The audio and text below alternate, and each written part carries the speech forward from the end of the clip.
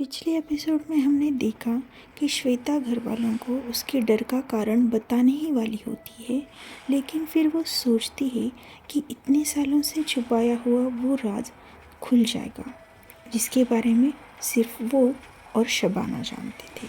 अब आगे श्वेता कहती है कि एक बहुत बड़ा चूहा आया था, उसको भगाने की मैंने बहुत कोशिश की, लेकिन वो उल्टा मेरे ऊपर ही आने लगा, इसलिए मैंने अपने आप को कमरे में बंद कर दिया। उसकी बातें सुनकर उसके भाई को बड़ा गुस्सा आया।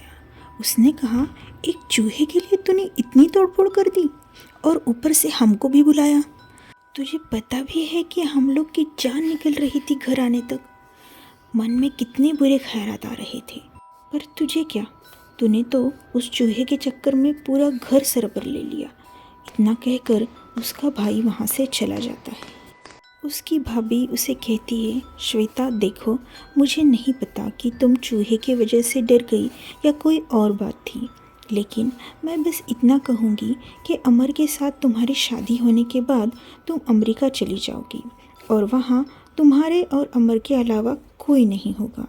उस वक्त जब अमर किसी काम से बाहर जाएंगे तो तुम्हें अकेले भी रहना पड़ सकता है। तब तुम क्या करोगी?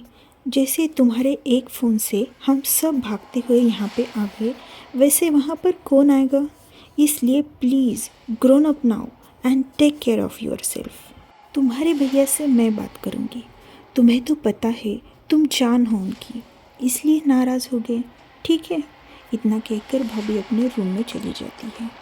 भाभी की बातें सुनकर श्वेता और ज़्यादा डर जाती है। माँ और पापा उसे समझाते हुए कहते हैं कि बेटा, तेरी भाभी ठीक कह रही है, तेरी शादी को सिर्फ 15 दिन रह गए हैं और हमारी तैयारी भी ठीक से नहीं हुई है। अगली बार तू हमारे साथ ही शॉपिंग के लिए आ जाना, अगर तू अस्पताल नहीं गई तो। श्वेता भी हाँ में सर हिलाती है। थोड़ी देर बाद उसके माँ बाप भी अपनी रूम की तरफ जाते हैं। श्वेता अभी भी वहीं बैठी हुई होती है। वो बार बार वही सोच रही होती है कि जावेद के बारे में घर वालों को बताऊं या नहीं। क्या वो सच में आ गया था या मेरा वहम था? मुझे लगता है कि शबाना को बताना होगा। फिर सोचती है कि नहीं, शबाना को बताऊंगी तो वो फिर से परेशान हो जाएगी। अभी अभी तो उसकी लाइफ में कुछ अच्छा होने जा रहा है, पर अब मैं क्या करूं? ये सोच रही होती है कि उसका फ़ोन बजने लगता है। स्क्रीन पर अमर कॉलिंग दिखता है। अमर उसके होने वाली पति का नाम था। वो अपनी आवाज़ ठीक करके फ़ोन उठाती है। फिर दोनों अपनी शॉपिंग के बारे में बात करते हैं। थोड़ी इधर उधर की बातें करने के बाद वो फ़ोन रखते हैं। अमर के साथ बात करके अब श्वेता को थोड़ा अच्छा महसूस होने लगता है। उसका मूड ठीक हो जाता है। मेडिसिन की वजह से अब उसे नींद आ रही होती है, इसलिए वो थोड़ा आराम करने का सोचती है और सो जाती है। उधर हॉस्पिटल में दादू को कुछ दिखाई देने लगता है। वो देखते हैं कि शबाना हंसती हुई दादू के पास आने लगती है, तो उसके पीछे से अचानक एक साया हवा की तेजी से दादू के सामने आ जाता है और उनका गला दबाने लगता है और कहता है, तावीज़ निकाल दे, शबाना को बोल, तावीज़ निकाल दे, नहीं तो मैं तुझे जिंदा नहीं छोड़ूंगा। ऐसा कहते हुए वो दादू का गला दबा रहा होता है। दादू बात ही नहीं कर पा रहे होते हैं। वो खुदा का नाम ले रहे होते हैं, पर आवाज़ ही नहीं निकल रही होती। वो लगातार कोशिश करते हैं और फिर एकदम से कहते हैं, या अल्लाह। वो इतने ज़ोर से बोलते हैं कि अम्मी, अब्बू और दादी उनकी तरफ भागते हैं। वो तीनों देखते हैं कि दादू को पसीना आ रहा होता है और वो कुछ बात करने की कोशिश कर रहे होते हैं, लेकिन उनकी आंखें बंद होती हैं। वो बेड पर छटपटा रहे होते हैं। उन्हें देखकर ऐसा लग रहा होता है कि कोई उनकी आवाज़ को दबा रहा है, इसलिए तीनों भी डरकर दादू को आवाज़ देने लगते हैं, उन्हें हिलाने लगते हैं। दादू को तीनों की आवाज़ें सुनाई दे रही होती है, लेकिन उनकी आंखों के सामने उन्हें सिर्फ वो काला साया ही दिख रहा होता है। फिर दादी उन पर कुछ पढ़कर दम कर देती है और दादू की आंखें खुल जाती है और वो ज़ोर ज़ोर से सांसें लेने लगते हैं। उनकी हालत को देखकर अब्बू झट से शबाना को कॉल लगाते हैं। शबाना फ़ोन उठाती है तो दादू की हालत का सुनकर भागती हुई उनकी रूम की तरफ आती है। रूम में आने के बाद दादू को देखकर वो इशारे से ही उन तीनों को पूछती है कि क्या हुआ, लेकिन वो तीनों को कुछ पता ही नहीं होता है।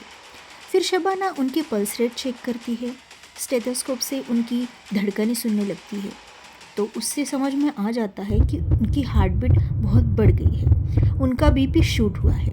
अचानक से शबाना का ध्यान दादू के गले की तरफ जाता है, तो वहाँ उसे कुछ निशानियाँ दिखने लगती हैं। वो गौर से देखती है तो वो निशानियाँ उंगलियों के जैसे दिखने लगती हैं। अम्मी, अब्बू और दादी वो देखकर डर जाते हैं, क्योंकि वो तीनों को भी उस साए के बारे में पता चल चुका था। तीनों की भी सांसें रुक जाती है। वो शबाना की तरफ देख रहे होते हैं। शबाना तो गौर से उन निशानियों को देख रही होती है। तभी उसका ध्यान उन तीनों पर जाता है और उनके घबराए हुए चेहरे देखकर वो कहती है कि कुछ नहीं हुआ है। दादू को ये निशानियाँ शायद उनके कपड़ों की वजह से हैं, और उनका बीपी बढ़ना कम होना ये होने के चांसेस तो थे ही, इसलिए तो मैंने उन्हें एक दिन के लिए ऑब्जर्वेशन में रखने को कहा। कल तक दादू को आराम लगने लगेगा, आप लोग बिल्कुल चिंता मत करो। शबाना की बातें सुनकर वो तीनों खुद को नॉर्मल रखते हैं, लेकिन कहीं ना कहीं उन्हें पता होता है कि ये सब नॉर्मल नहीं है, लेकिन शबाना के सामने वो चुप रहते हैं। दादू की हालत नॉर्मल नहीं हो पा रही थी, इसलिए शबाना अब्बू को इशारे में उस रिश्ते के बारे में बोलने को कहती है। तो अब्बू दादू को यूसुफ फारूकी के बारे में बताते हैं। रिश्ते के बारे में सुनने के बाद दादू अब नॉर्मल महसूस कर रहे होते हैं, इसलिए शबाना वापस अपनी शिफ्ट के लिए निकलती है। वो जाने के बाद तीनों दादू को पूछते हैं कि अब उन्हें कैसा महसूस हो रहा है, पर दादू उन्हें कहने लगते हैं उन्होंने जो महसूस किया उस काले साए के बारे में वो बताते हैं। दादू की बातें सुनकर तीनों भी डरकर एक दूसरे को देखने लगते हैं। दादू उन तीनों को उनके डरे हुए चेहरे देखकर पूछते हैं, लेकिन ऐसी हालत में दादू को कुछ बताना उन लोगों को सही नहीं लगता है, इसलिए वो लोग चुप हो जाते हैं। अब दादू की खुशी का ठिकाना ही नहीं होता है। शबाना के लिए वो बहुत खुश होते हैं। अब शाम होने लगती है। अब्बू तय करते हैं कि वो वापस दरगाह वाले बाबा के पास जाएंगे और उन्हें दादू के ख्वाब के बारे में बताएंगे, इसलिए वो अम्मी और दादी को बोलकर वहाँ से निकलते हैं। तभी अब्बू को फ़ोन आता है। अब्बू देखते हैं तो घर से फ़ोन आ रहा होता है। घर का नंबर देखकर अब्बू सोचने लगते हैं कि अभी तो घर पर कोई नहीं है। साद और साकिब तो अपने 3D एनिमेशन वाले कोर्स में गए हुए हैं, अभी के लिए तो घर पर कोई नहीं है, तो घर से फ़ोन कैसे आ सकता है? और अगर उन्हें कॉल करना ही होता तो वो अपने मोबाइल से करते, उनके पास तो मोबाइल है। वो आगे सोचते हैं कि कहीं इसके पीछे भी वो काला साया तो नहीं। ये सोचकर अब्बू डर जाते हैं और डरते हुए ही अपना फ़ोन उठाते हैं।